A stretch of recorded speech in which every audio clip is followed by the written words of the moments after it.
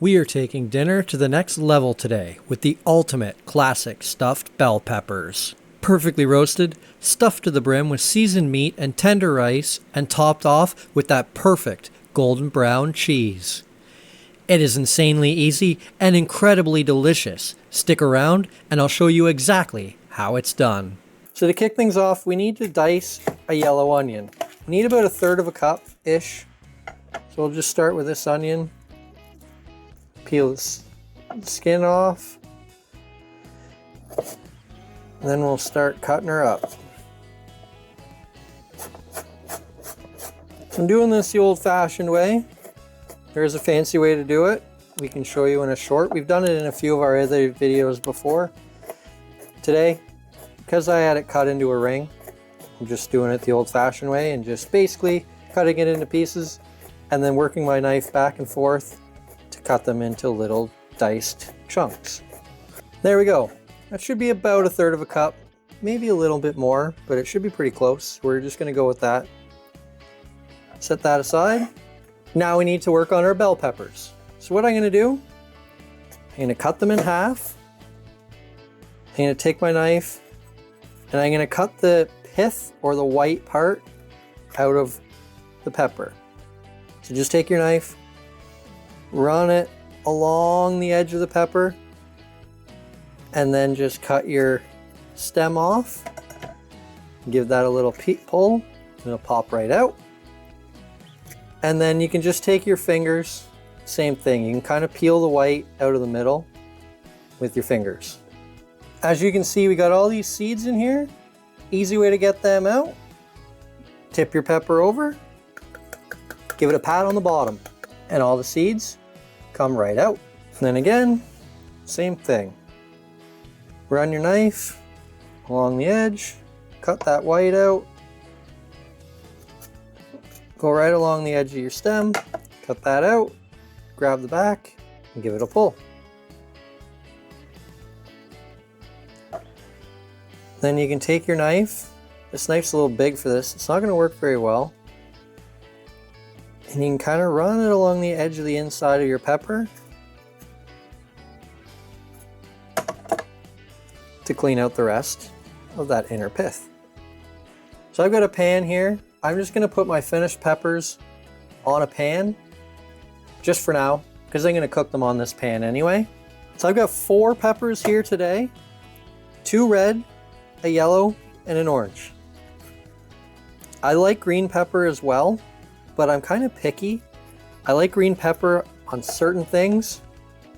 Not a big fan of green pepper with my stuffed peppers.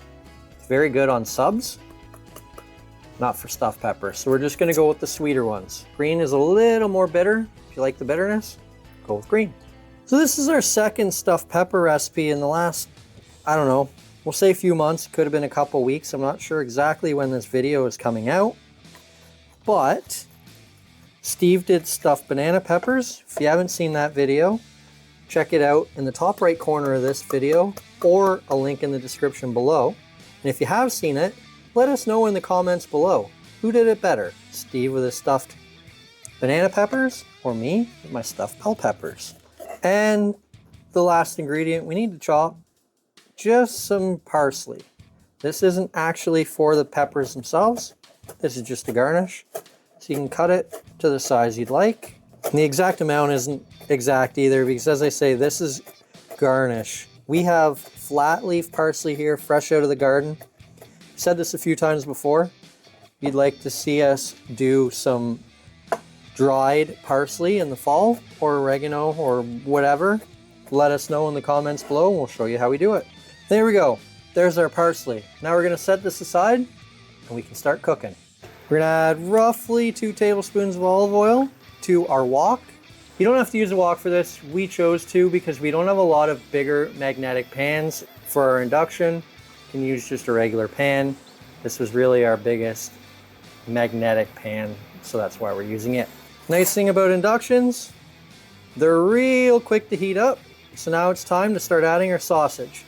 So Steve slits it. I just like to kind of squeeze it out. So we'll just give it a squeeze and the whole thing slides right out. Then just give it a squeeze on the other side.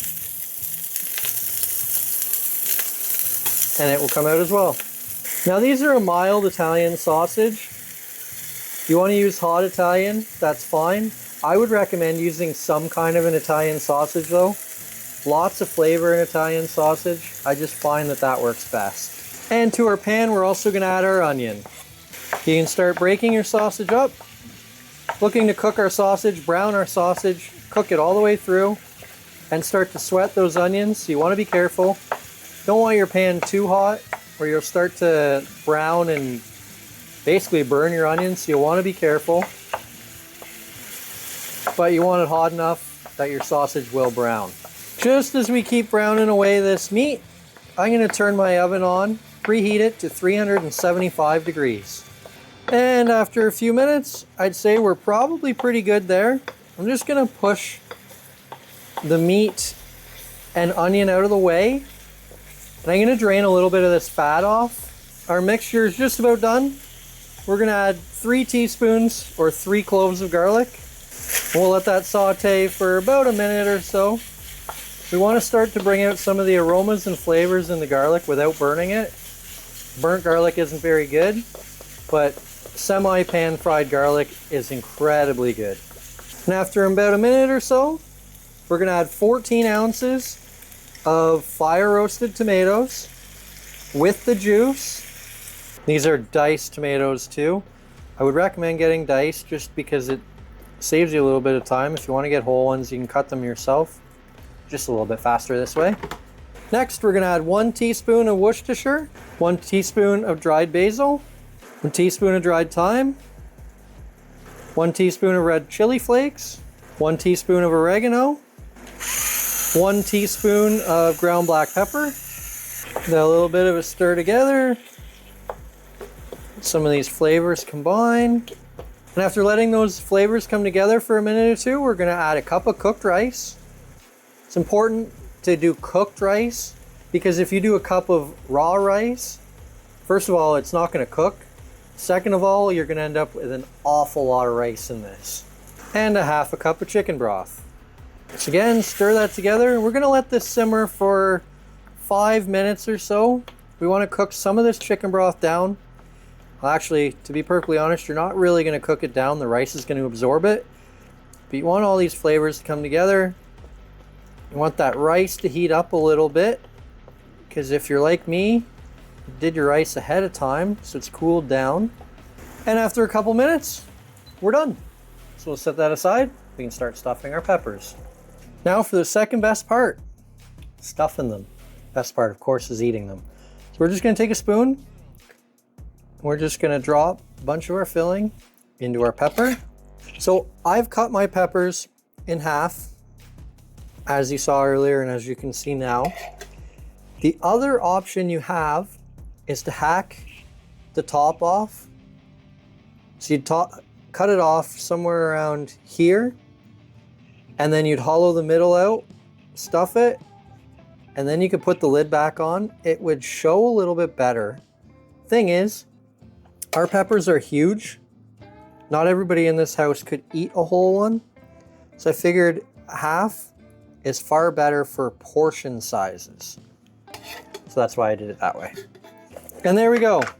Due to the sheer enormity of these peppers, I actually only got 3.5 stuffed, which is okay. It's enough for what we need for dinner.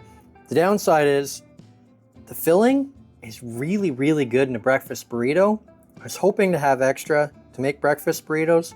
It's not the case, so we're just gonna have to have stuffed peppers, but it means I got lots of lunch for the rest of the week.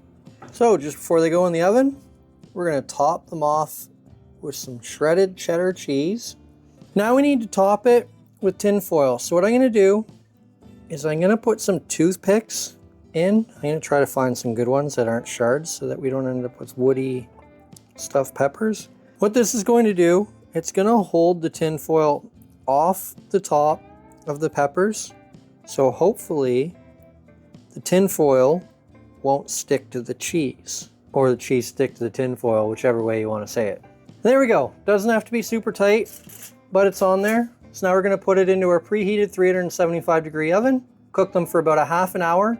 Then after about a half an hour, or when the peppers are fork tender, we're gonna remove the tin foil, put them on broil, and just broil that cheese, kind of brown it up a little bit. So we'll see you when they're done. And there we have it. After about 35 minutes, they're done. So we'll just let these cool for a minute or two, and then we can come back and give them a try. Just as we let this finish cooling, let's put a little bit of parsley over the top. Nice little garnish. So this one kind of tipped over a little bit. That's fine. It's all gonna end up in the same place anyway. Now these might still be a little hot, but I'm getting a little impatient. So I'm gonna try to get this ready for myself to give it a try. Oh yeah, she's still quite hot.